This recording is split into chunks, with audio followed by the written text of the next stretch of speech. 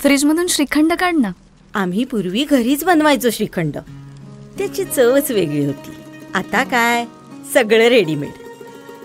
आजी, हे श्रीखंड खाऊन बघ. आज तुझ्या आईनं घरीच बनवलं की काय? हे आहे गोकुळचं श्रीखंड. अगदी जिभेवर रेंगाळणार. जिभेवरच नाही तर मनावरही रेंगाळणार. गोकुळ श्रीखंड, मनावर रेंगाळणार.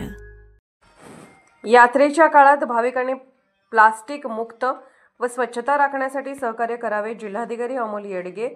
महाराष्ट्रासह कर्नाटक व इतर राज्यातील दैवत वाडी रत्नागिरीचा श्रीक्षेत्र ज्योतिबा श्रावण षष्ठी यात्रेसाठी येणाऱ्या सर्व भाविकांनी ही यात्रा प्लास्टिक मुक्त आणि स्वच्छ करण्यासाठी भाविकांनी सहकार्य करावे असे आवाहन जिल्हाधिकारी अमोल येडगे यांनी केले.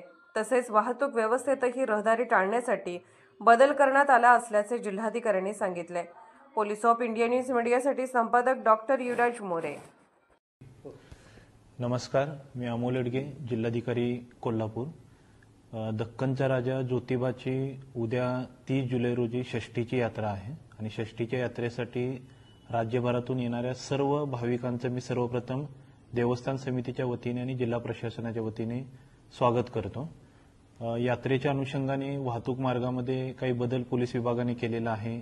त्यासोबतच रस्त्यावरती आपण नो पार्किंग झोन आपण जाहीर केलेला आहे. तर या सूचनांची सुद्धा सर्व भाविकांनी यात्रेला येण्यापूर्वी नोंद घ्यावी.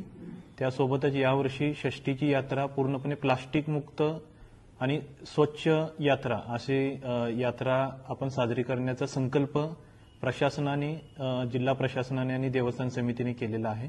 तर माझं सर्व भाविकांना नम्र आवाहन आहे की या यात्रेमध्ये प्लास्टिकचा वापर आपण टाळावा. आपण येताना कापडी पिशव्या घेऊन यावेत आणि आपल्यामुळे कचरा ज्योतिबाच्या डोंगरावरती होणार नाही यासाठी आपण आपल्या आपल्या परीने सहकार्य करावं.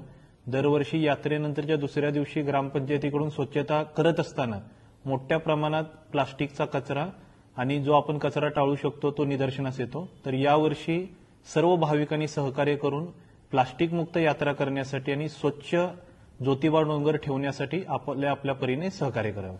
धन्यवाद. आ आ आई. येस. ब ब बदक.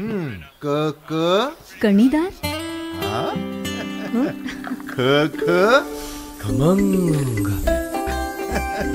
ग ग गोकुळ.